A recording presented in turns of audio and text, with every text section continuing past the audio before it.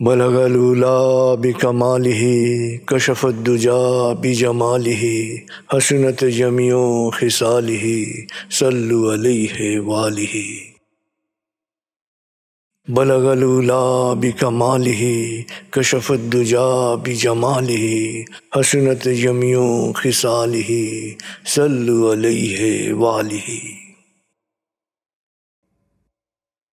হাদিস পাঠের আসর। প্রিয় শরীদ, আসসালামু আলাইকুম। আপনার উপর শান্তি বর্ষিত হোক। আমি শহীদ আল বুখারী মহাজাতক। হাদিস শরীফ বাংলা মর্মবাণী পাঠের আসরে আপনাকে স্বাগত জানাচ্ছি। পরম করুণাময় আল্লাহ রাব্বুল আলামিনের কাছে গভীর কৃতজ্ঞতা প্রকাশ করছি এই আসরের আয়োজন করার তৌফিক দেওয়ার জন্যে। আমরা জানি, যেখানে পরম প্রভুকে স্মরণ করা হয়, স্রষ্টার মহিমা বর্ণনা করা হয়, যেখানে রসুলের বাণী পাঠ করা হয়, সে আসর আল্লাহর রহমতের ছায়াতলে চলে আসে। তাই আসুন মনটাকে আমরা একটু স্থির করি। আরাম করে বসুন, হালকাভাবে চোখ বন্ধ করুন, কয়েকবার নাক দিয়ে ধীরে ধীরে লম্বা দম নিন, নাক দিয়ে ধীরে ধীরে দম ছাড়ুন। ধীরে ধীরে দম নিন, ধীরে ধীরে দম ছাড়ুন। ধীরে ধীরে দম নিন, ধীরে ধীরে দম ছাড়ুন। এবার নিজের অন্তরের দিকে তাকান। আপনার প্রতি আল্লাহর দয়াকে, তার করুণাকে অনুভব করার চেষ্টা করুন।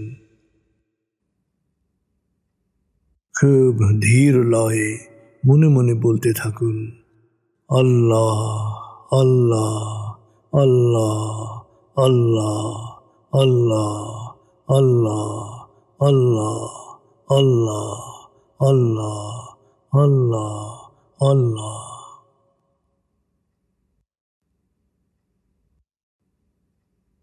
খুব ধীর লয়ে মনে মনে বলতে থাকুন, আল্লাহ আল্লাহ আল্লাহ আল্লাহ আল্লাহ আল্লাহ আল্লাহ আল্লাহ আল্লাহ আল্লাহ।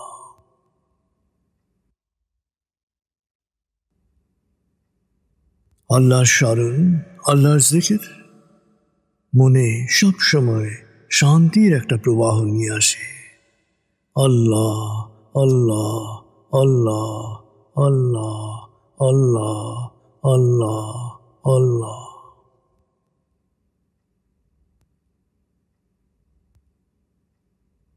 এবার দরুদে ডুবে যান। बलगलूला बिकमालिही कशफद्दुजा बिजमालिही हसनत जमियो खिसालिही सल्लु अलैहि वालिही।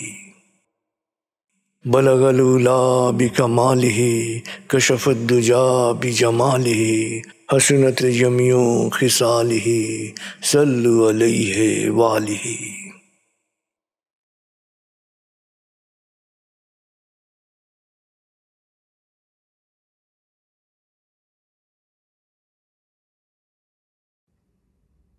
মহানবীর বাণী শোনার জন্য আপনার প্রস্তুতি সম্পন্ন হয়েছে।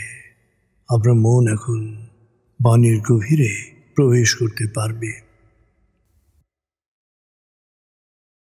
হাদিস পাঠের আসরের পঞ্চম পর্বে আমরা শুনব হাদিস শরীফ বাংলা মর্মবাণীর জীবন দৃষ্টি অধ্যায়ের হাদিস 33 থেকে 48।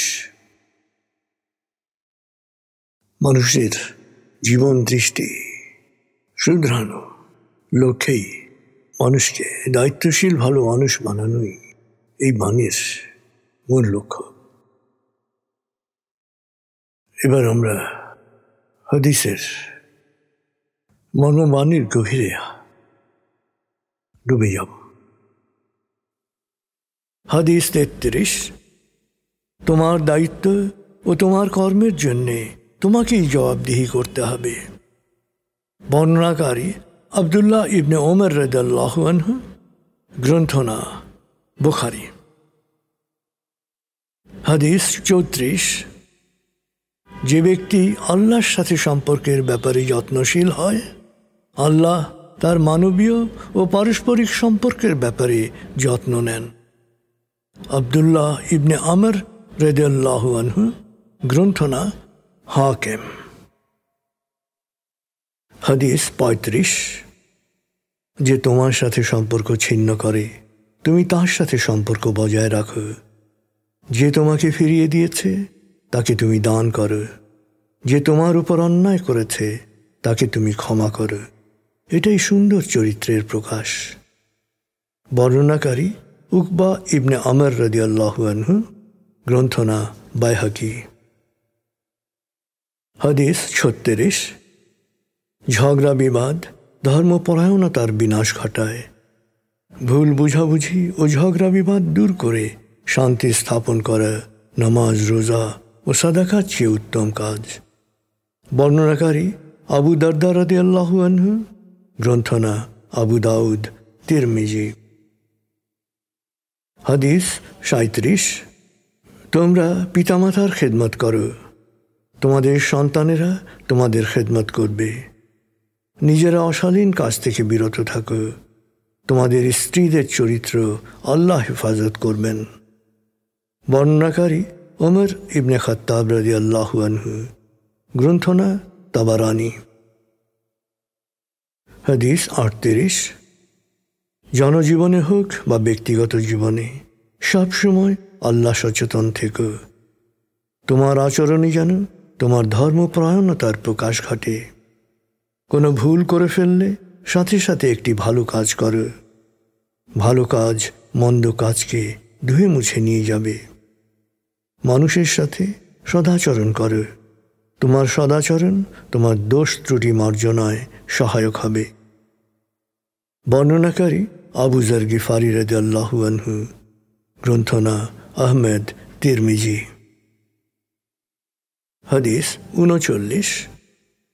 তোমরা অবশ্যই মানুষকে ভালো কাজে উদ্বুদ্ধ করবে, অন্যায় করা থেকে বিরত রাখার চেষ্টা করবে।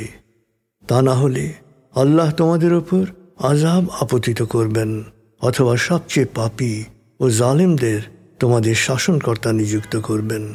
তোমাদের কোনো দোয়াই তখন কবুল হবে না। বর্ণনাকারী হুযায়ফা ইবনে ইয়ামান রাদিয়াল্লাহু আনহু। গ্রন্থনা আহমদ। হাদিস 40। সৎ অসৎ নির্বিশেষে সবার সাথেই সদাচরণ করো। কেউ খারাপ ব্যবহার করলে তার সাথে ভালো ব্যবহার করো। কারো ভালো আচরণের পরিবর্তে তোমার ভালো আচরণ দুজনকেই সমমর্যাদা দেয়। তুমি তখন ব্যতিক্রমী কিছু করছো না।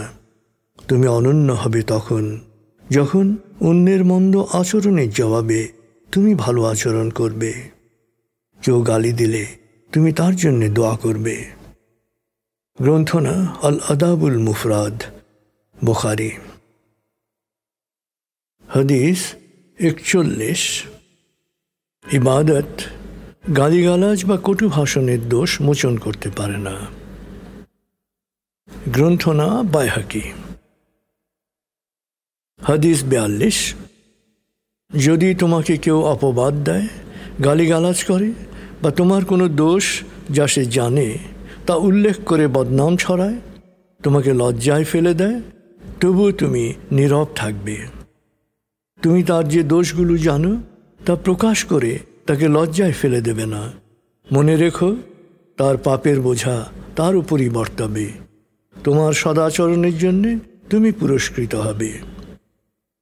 জবির ইবনে সুলাইম রাদিয়াল্লাহু আনহু।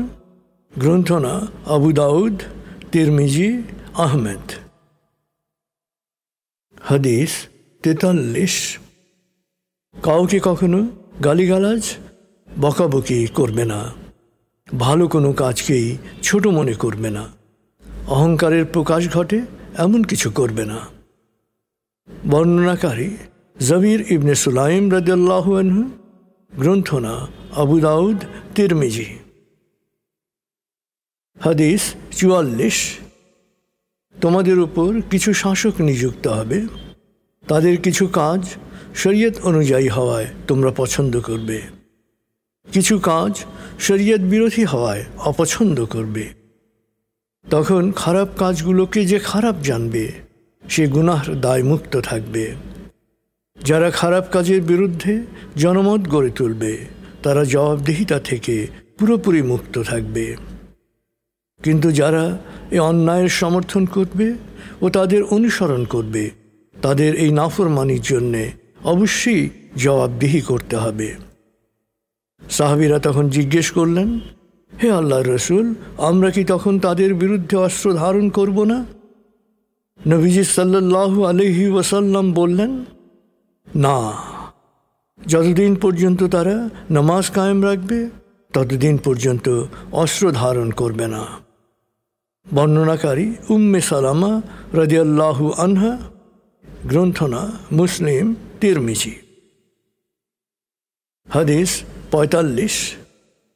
তোমাদের নেতা ও শাসক ভালো ও যোগ্য হলে, তোমাদের ধনীরা দানশীল হলে, তোমাদের কাজকর্ম পারস্পরিক পরামর্শের ভিত্তিতে পরিচালিত হলে তোমাদের জন্য ভূপৃষ্ঠ, ভূতল অর্থাৎ কবর থেকে উত্তম হবে।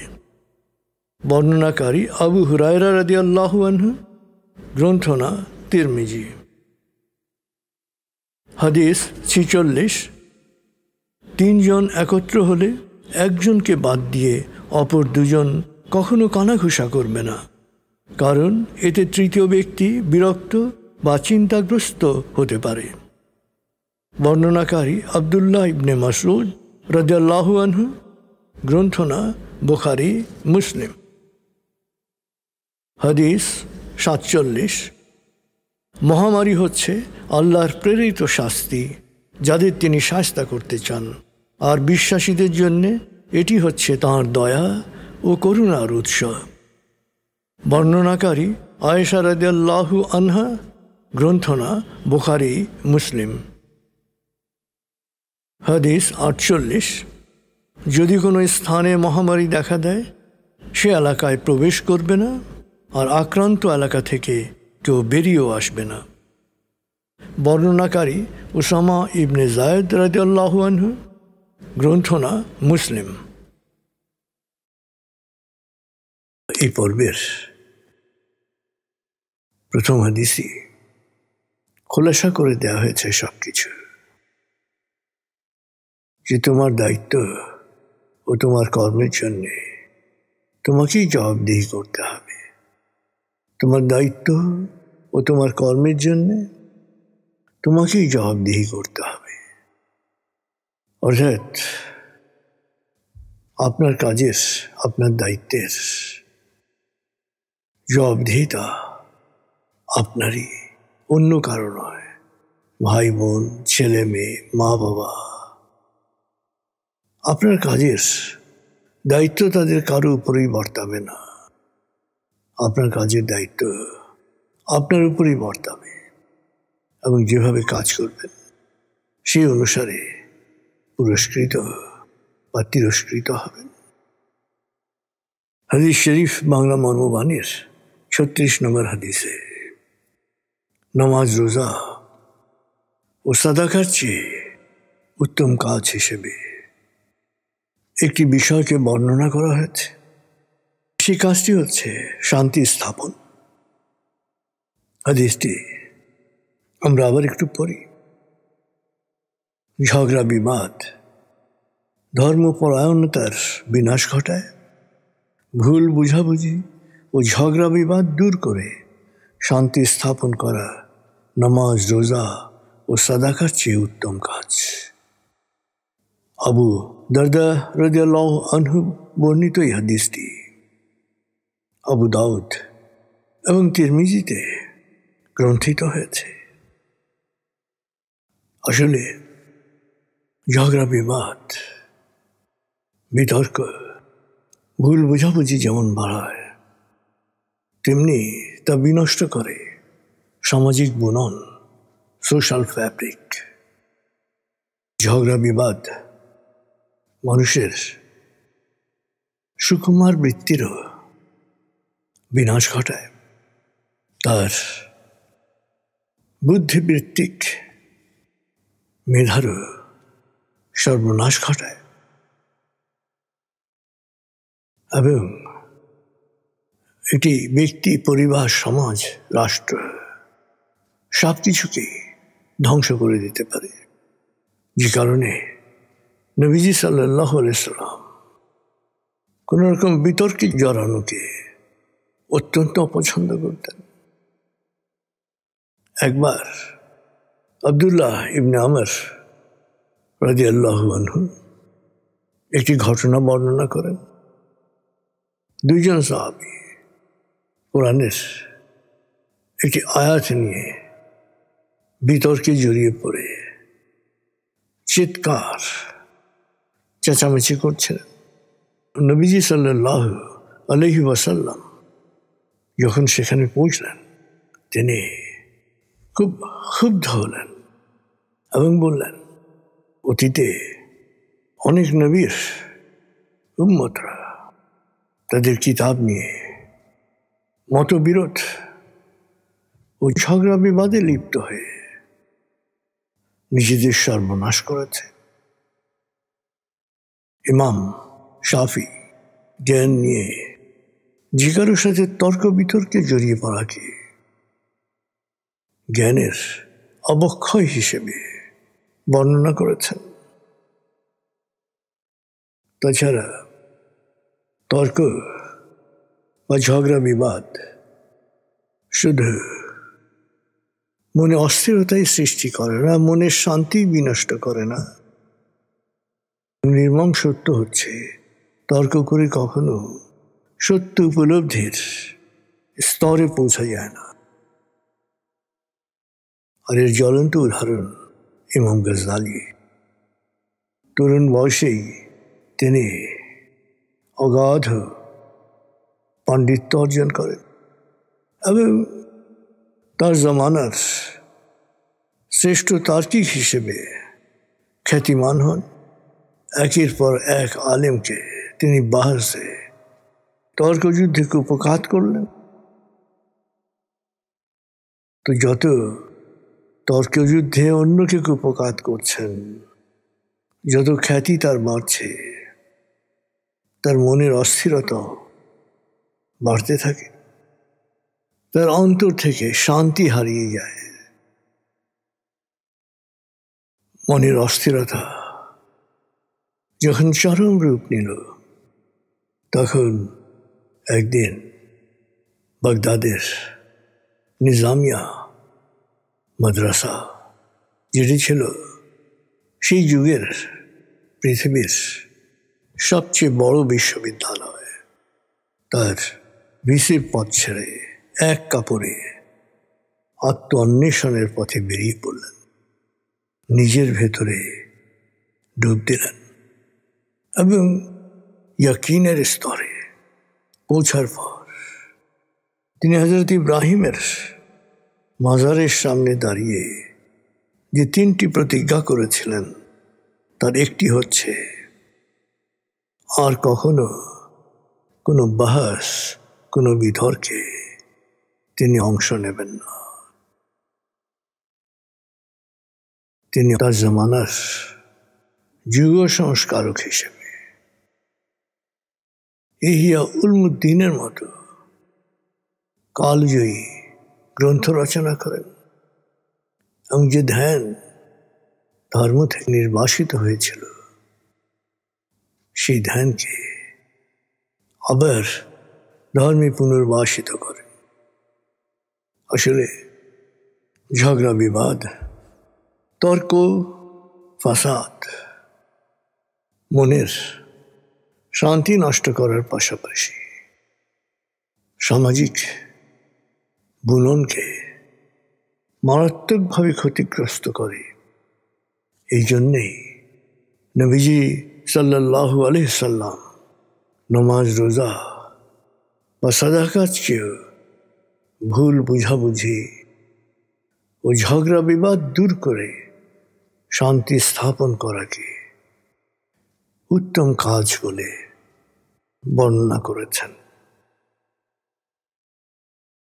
প্রিয় সুহৃদ, আজকে হাদিস পাঠের আসরে প্রত্যয়ন করুন যে ঝগড়া বিবাদ থেকে, তর্ক ফাসাদ থেকে, অহেতুক প্রশ্ন করা থেকে নিজেকে সংযত রাখবো, নিজেকে দূরে রাখবো এবং ঝগড়া বিবাদ, তর্ক ফাসাদে কেউ জড়িয়ে পড়তে গেলে তাকে সেখান থেকে রক্ষা করার চেষ্টা করব, সেখান থেকে দূরে রাখার চেষ্টা করব। এবার আপনি যাতে কোনো ঝগড়া বিবাদ, বিতর্ক, তর্ক ফাসাদ এর সাথে কোনোভাবেই ভুল ক্রমেও যাতে জড়িয়ে না পড়েন এবং সবসময় যাতে শান্ত থাকতে পারেন এবং শান্তির পক্ষে কাজ করতে পারেন, সেই জন্যে পরম করুণাময়ের কাছে প্রার্থনা করুন।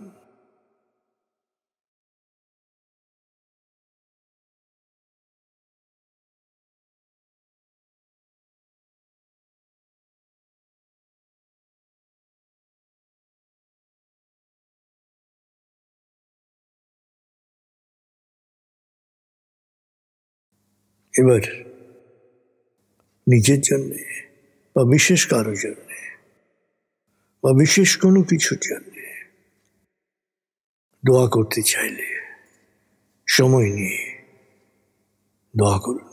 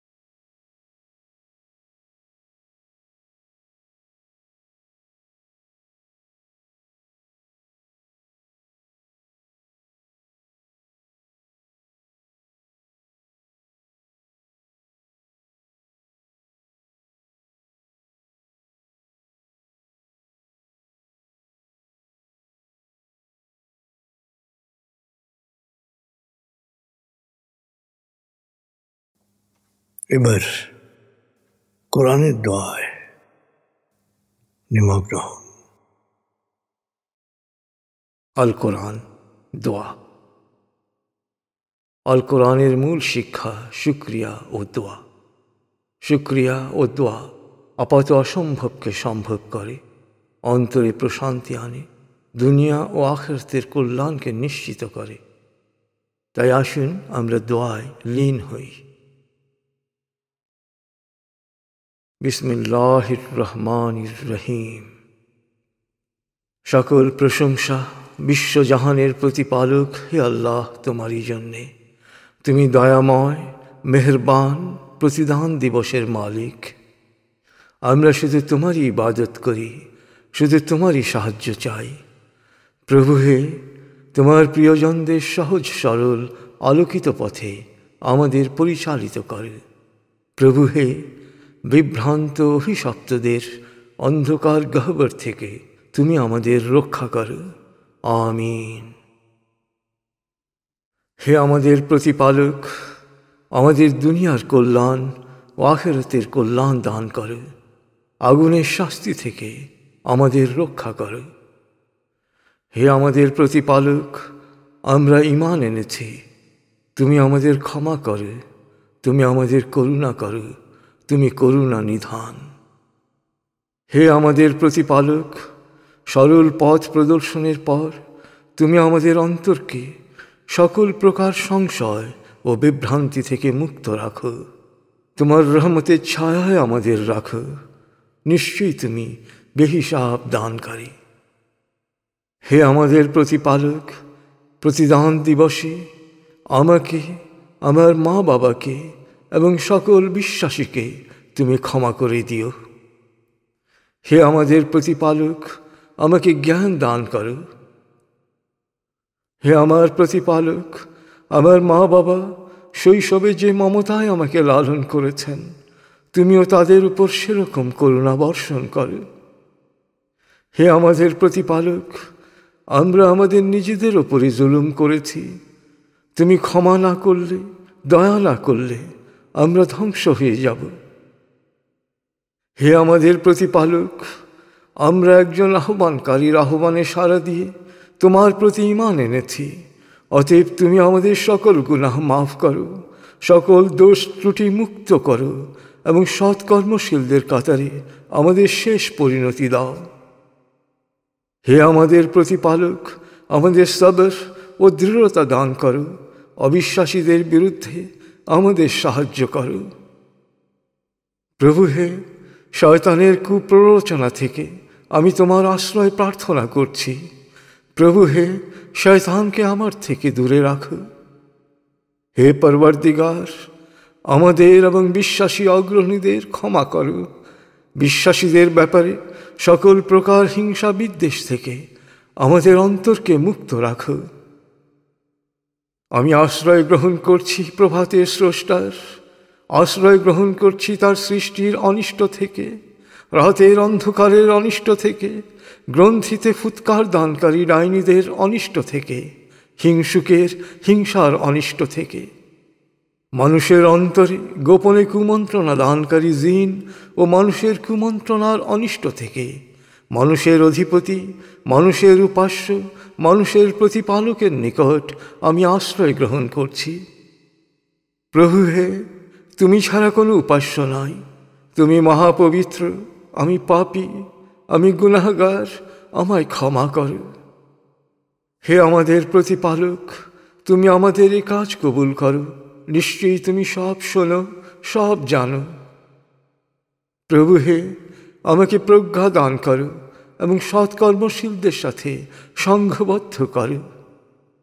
প্রভু হে, আমাকে জালেমের হাত থেকে রক্ষা করো। হে আমার প্রতিপালক, তুমি আমাকে ও আমার সন্তানদেরকে নামাজ কায়েমকারী হিসেবে প্রতিষ্ঠিত করো। প্রভু হে, আমাদের দোয়া কবুল করো। হে আমার প্রতিপালক, দুনিয়া ও আখিরাতের মালিক, আমাকে সমর্পিত ও সৎকর্মশীলদের সাথে সংঘবদ্ধ মানুষ হিসেবে মৃত্যু দান করো।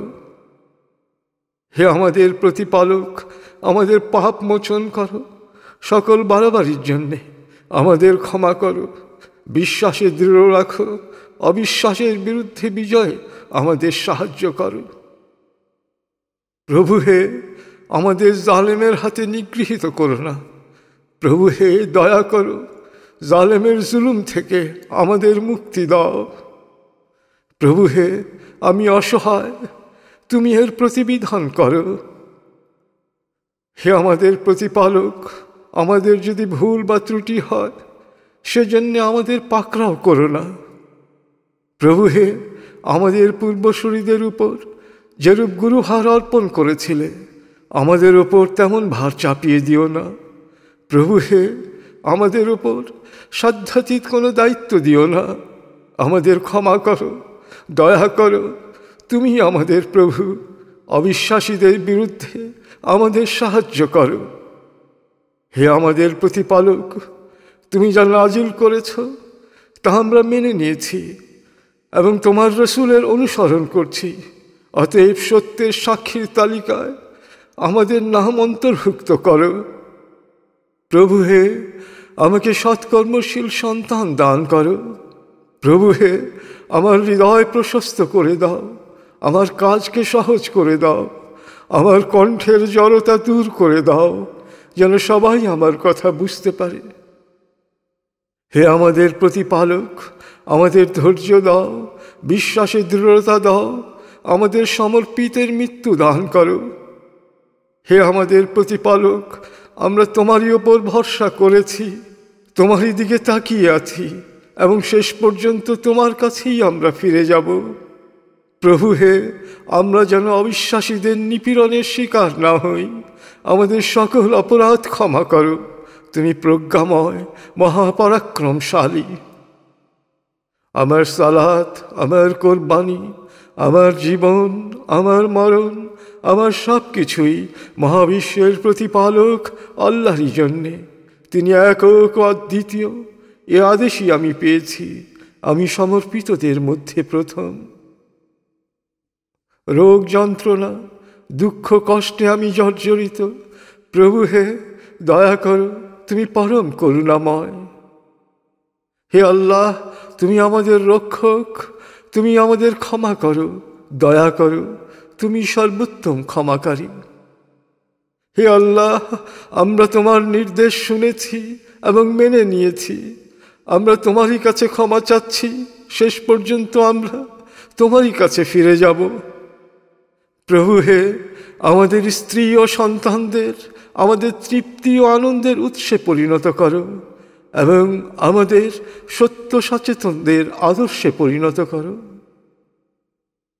হে আমার প্রতিপালক, তুমি আমার ও আমার মা বাবার প্রতি যে অনুগ্রহ করেছ, সেই জন্য শুকরগুজার হওয়ার তৌফিক আমাকে দাও। তোমাকে খুশি করার মতো সৎকর্ম করার শক্তি আমাকে দাও। প্রভু হে, অনুগ্রহ করে তোমার সৎকর্মশীল বান্দাদের মধ্যে আমাকে অন্তর্ভুক্ত করো। হে আল্লাহ, সকল ক্ষমতার মালিক, তুমি যাকে ইচ্ছা ক্ষমতা দান করো, যাকে ইচ্ছা ক্ষমতাচ্যুত করো, যাকে ইচ্ছা সম্মানিত করো, যাকে ইচ্ছা অপমানিত করো। তুমি সর্বশক্তিমান, সকল কল্যাণ ও মঙ্গলের আধার। তুমি দিনের আলোকে করো অন্ধকারে লীন, আর রাতের নিকষ আধার ভেদ করে আনো সোনালি সকাল। তুমি প্রাণহীনকে দাও প্রাণ, আর প্রাণবন্তকে করো প্রাণহীন। তুমি যাকে চাও বেহিসাব রিজিক দান করো। হে আল্লাহ, সকল ক্ষমতার মালিক, তুমি আমাদের ক্ষমা করো, তুমি আমাদের কবুল করো। আমার ত্যাগ, আমার স্মরণ, আমার মেধা, আমার মনন, আমার কলম, আমার বচন, আমার শক্তি, আমার ধন, আমার জীবন, আমার মরণ, আমার সব কিছুই মহাবিশ্বের প্রতিপালক হে আল্লাহ তোমায় করছি সমর্পণ। অনন্ত অসীম দয়াময় প্রভু, তুমি নিরঞ্জন। তোমার রহমতের ছায়ায় আমায় রাখো সারাক্ষণ।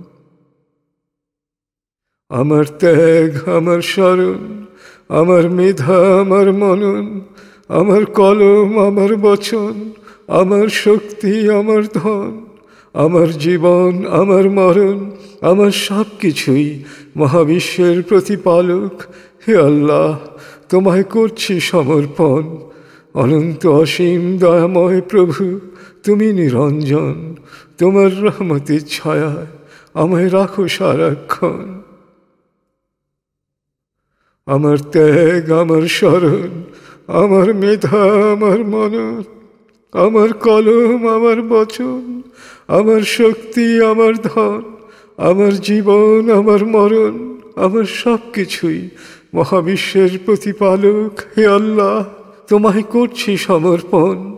অনন্ত অসীম দয়াময় প্রভু, তুমি নিরঞ্জন। তোমার রহমতের ছায়ায় আমায় রাখো প্রতিক্ষণ। আমিন। পরম করুণাময় আমাদের হাদিস পাঠের আসরকে সৎকর্ম হিসেবে কবুল করুন এবং আজকের আসরে অংশগ্রহণকারী সবাইকে দুনিয়া ও আখেরাতে সফল ও সম্মানিত করুন। আমিন। খুদা হাফিজ। আসসালামু আলাইকুম। আপনার উপর শান্তি বর্ষিত হোক।